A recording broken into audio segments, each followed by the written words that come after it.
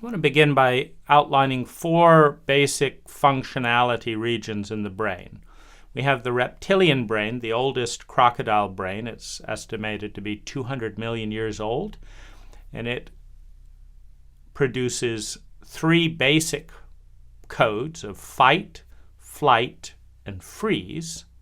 In our modern day social context, the last is fawn or ass licking.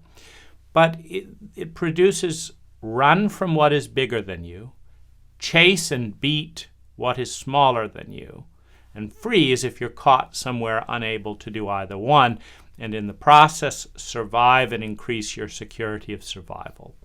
Now this is a reptilian, which correlates to a sociopathic protocol of survival and security. There's no love in the reptilian brain.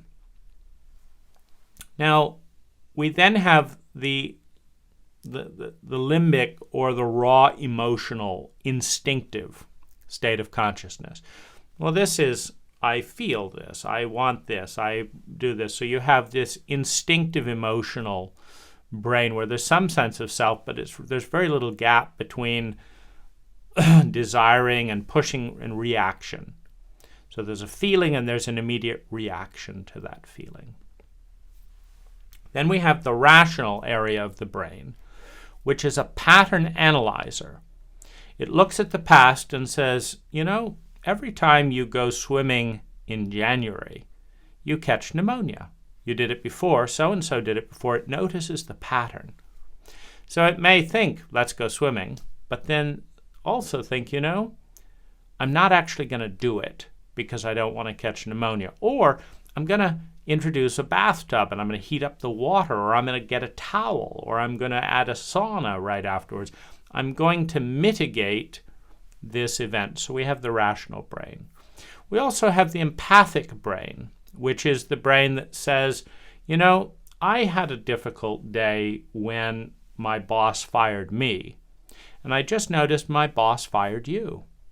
You're probably having a hard day as well. And this is the mirror neuron area of the brain where I put some of my brain in a formation that mimics what's going on in your life. And I notice the feelings and the thoughts that come out of that area of the brain, and it lets me understand and empathize with you more. So this is an empathic region of the brain. And then we have the transcendent region of the brain, which is a sense of unity, transcending the individuality and feeling a part of something bigger than ourselves. So this is the transcendent region of the brain. It's encapsulated in endogenous DMT. If you inject DMT or 5-MeO DMT in appropriate controlled therapeutic environments, you will be propelled into a state of unity with all things, and you will remember and put together the one that we are all a part of. Because the one is not whole, is not healed without us. We are a part of the one, as is every other thing. And this is the region of the brain capable of remembering that, of putting that experience back together. It's endogenous, meaning these chemicals are in the brain and can be produced in profound psychological and spiritual experiences, peak experiences.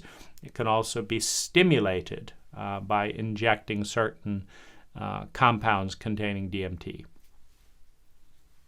Now, the benefit of the reptilian brain, the fight, flight, freeze dynamic, is that it is instinctive and helps us survive a sociopathic environment. A sociopathic environment is an environment in which the people around us, the energies around us, are causing us harm, are not listening to the pain, are not stopping the pain. And so the individual must move into a defense pattern against the violation in the environment around. So the benefit is survival in a reptilian environment. The cost is love. Now the other cost is trust and the other cost is partnering in exponential growth. You cannot partner together in a sociopathic state. You cannot grow exponentially in a fear-based state.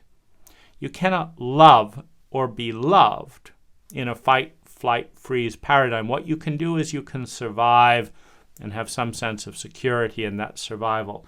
So the cost is high to be a reptile, but it is necessary at a certain stage of evolution for the reptilian brain to keep the body alive in environments in which there is abuse of power, in which there is high levels of ignorance and violation, high levels of trauma. And we live in a culture that produces highly traumatized individuals with high levels of trauma illiteracy.